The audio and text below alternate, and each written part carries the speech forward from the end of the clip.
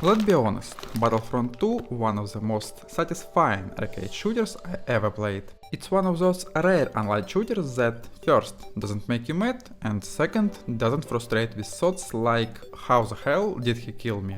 Plus, the game really knows how to immerse. You genuinely feel like you jumped right into a Star Wars episode. Everything feels as authentic as how you'd imagine Star Wars battles, the ones usually happening off screen.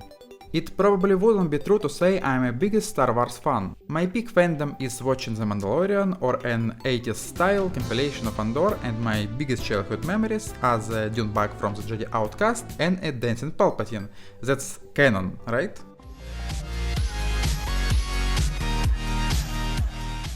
Basically, my level of fandom has absolutely no influence on my attitude towards this game. Also, I like many others hopped in after Season 2 of Andor dropped. And after a couple of days playing, I decided to stay because of how relaxing and generally fun the gameplay felt. So, should you play Battlefront 2 in 2025? And why is EA's biggest flop simultaneously the best example of arcade shooters? But first, let's recall a bit of history. How everything began. In 2018, with the release of Battlefront, EA made a truly brilliant decision: introduce loot boxes which were trendy at the time. Of course, that triggered a scandal so massive it spilled over into mainstream media outlets. Loot boxes are loot boxes, what's the big deal? They're everywhere nowadays, no?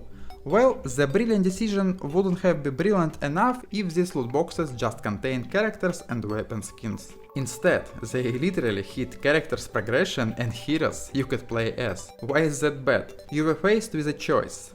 Grind dozen of hours for each hero and then grind dozen more hours for the upgrades, or pay a hefty sum of real money in a game already priced like a typical AAA title. What could possibly go wrong with a pay-to-win shooter? That's right, absolutely everything. People literally explode with anger. Reddit was on fire, dislike overshadowed the sun itself, and in response EA couldn't think of anything smarter than their legendary line about a sense of pride and accomplishment you'd feel after 50 hours of grinding just to properly play as your beloved FN 2187.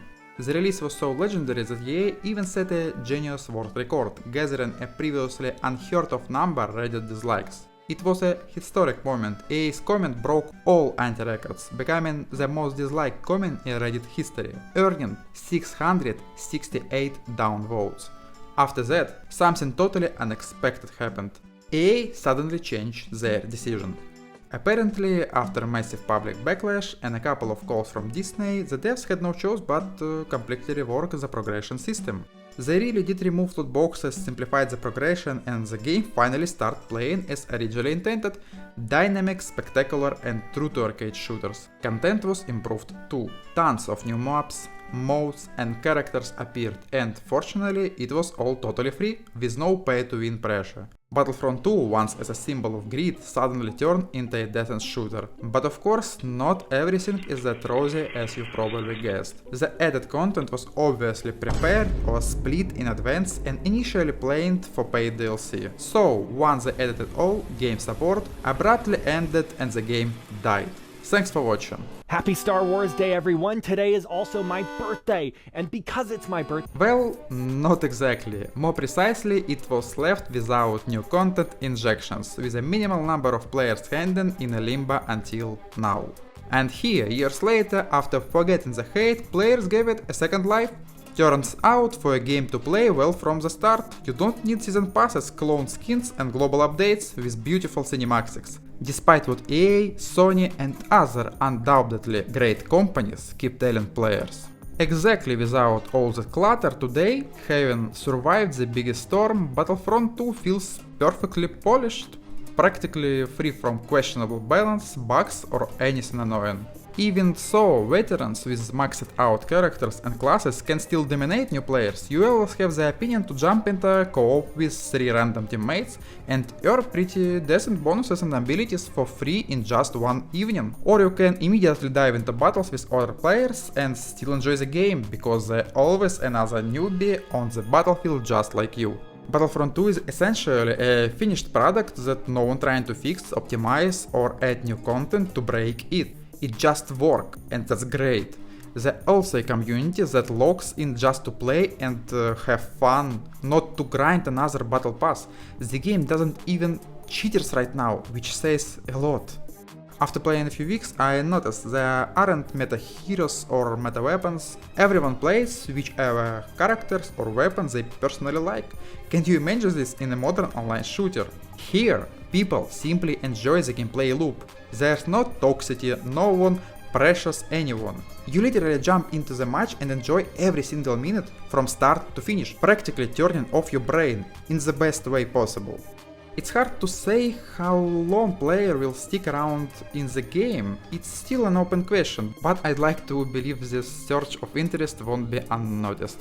Maybe EA will see the renewed attention and release a patch which of course will break the balance, introduce aggressive microtransaction and ruin every bit of fun gameplay. Because let's face it, modern EA probably can't make anything decent anymore, so hopefully they won't even notice Battlefront popularity surge.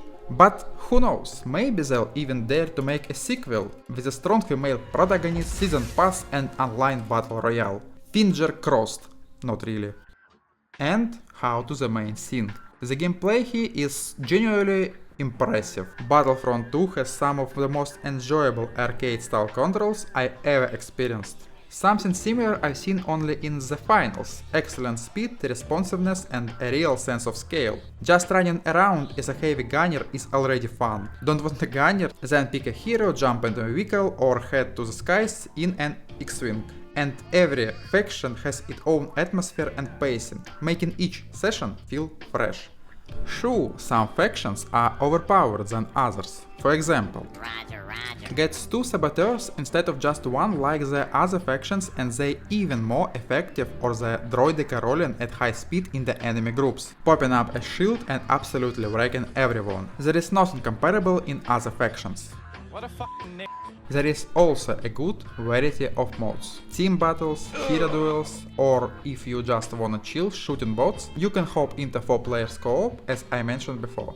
And for the most epic action, 40 player matches with vehicles, battles lasting several hours with the frontline constantly shifting. Even my beloved squad would envy that intensity. Battlefront 2, the 2020 version, is currently the best shooter on the market, and I hope EA doesn't try to fix this quietly. No unnecessary complexity, annoying grind or endless leveling. It basically says to you, just wanna have fun shooting? You're welcome. In 2025, when the most online games pull you into endless progression loops, this one feels like the childhood game you played just for pure joy. It's not just because of Ender attaching new players, it's simply because the game is truly good and you'll want to come back again and again, even without any real progression. Honestly, I don't think modern devs can achieve this level of thoughtful, addictive gameplay anymore. Of course, if you really deep into gameplay, you'll find minor balance quirks or awkward decisions, like the saboteur example earlier. But they so minor and have so little effect on the overall fun that they don't even deserve a separate breakdown. Battlefront 2, hand on heart, plays like the perfect shooter for everyone. I think even your mom would enjoy it. The game doesn't overwhelm you with mechanics or complexity, it just plays simply and intuitively, easy to learn and doesn't even need mastering. I even noticed an interesting thing. You just pick any class and go pew pew, and the more you get into it, the better you play. You're not memorizing metas or tactics, you just enter this kind of flow state, and as if by the force itself, finish an hour-long match at the top of the leaderboard with almost 200 kills. And when you crank the settings up to max, thanks to solid optimization, the game becomes a real visual wonder that easily put most modern Unreal Engine 5 wannabes to shame. Reflection, glistening on armor, smooth animation, smokes, explosions, everything looked top notch. And those moments when an enemy hover tanks roar past you, forcing you to drop to the ground a split second before it hits, there's practically nothing else like it, and most importantly, no crashes, no loading screens, no freezes. Servers are stable and bugs don't interfere with the process. EA leaving the game alone has genially made it better. No major change, patches or balance disruptions. The game remains frozen in its golden state, which is rare these days. So, the big question is it worth launching in 2025? I'll answer briefly. Absolutely yes. Especially if you are looking to take a break from today's flashy but empty grind fests. Battlefront 2 is a perfect arcade action game free from the race for metrics. It doesn't demand anything from you except the desire to have a great time. Unlike other modern shooters that basically turns into jobs where you grind dailies for huge KPIs. Oh, and the money comes in, the parade comes to town. And you know what's funny? As soon as major publishers stop meddling and trying to improve everything, something genuinely great emerges. The main thing is to lay a solid foundation and not run it with trendy new ideas. Just make a good classic arcade shooter and players will thank you. Of course, that approach won't squeeze every last penny out of the player base, so even if developers riding the unexpected popularity of Battlefront 2 announce a third part, it will inevitably be worse than what we have now. It will have microtransactions, bugs and crashes, but with gorgeous graphics more realistic than life. On Unreal Engine 5 running at 15 FPS for $80. But don't panic. Thankfully that won't happen because the original developers are busy making each new Battlefield game worse than the last. Let's make some trouble. So, while you still can and people are actively playing, I strongly recommend downloading Battlefront 2 as quickly as possible. It might not be perfect, but it's gotten as close to perfection as it's possible to online shooters. Plus, supporting one of the greatest gaming comebacks in history is worth your time. I suggest jumping in for a couple of evenings, even if you're not a Star Wars fan, because you rarely find such a finely tuned balance, almost esports level gameplay without any frustration or heavy skill requirements.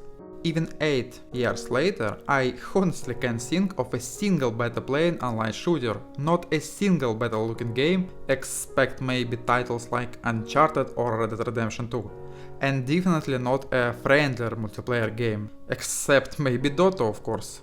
So yeah, even after 8 years, this game easily surpasses many modern multiplayers. Those never games aren't trying to entertain players anymore, their only goals is squeezing money out of you. Meaningless battle passes and artificially inflated progression system aren't fun. You just playing because you want to unlock some random trinket at 100 level. And in my opinion, that's just pointless. So again, is it worth to play Battlefront 2 in 2025? Definitely yes, especially if you just want to relax and unwind.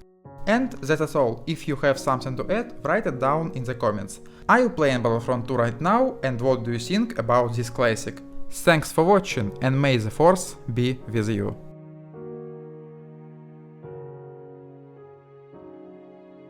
Hello there.